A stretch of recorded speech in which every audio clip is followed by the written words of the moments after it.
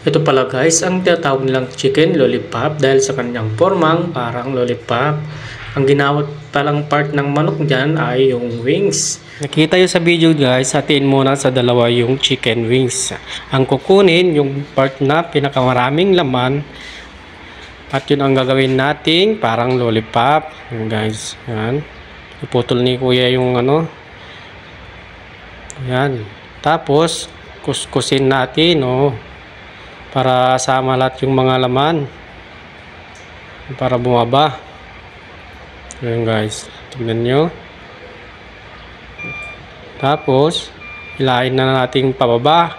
Yan, form natin bilog. So yun, pinapakita na ni kuya. Okay na. Tapos ngayon lagyan na natin ng arena na. Pero dapat guys, yung manok nyo ay nakababad na sa pampalasa tulad ng asin, ng lemon at seasoning. Ayan guys, tapos ikot ulit natin ng yan arena. Ayan, so yan guys, at iprito na. Pagkatapos na prito guys, meron na tayong chicken lollipop. Sigurado magustuhan ng mga chikiting nyo guys sa kanyang itsura. So yun guys, maraming salamat sa panonood.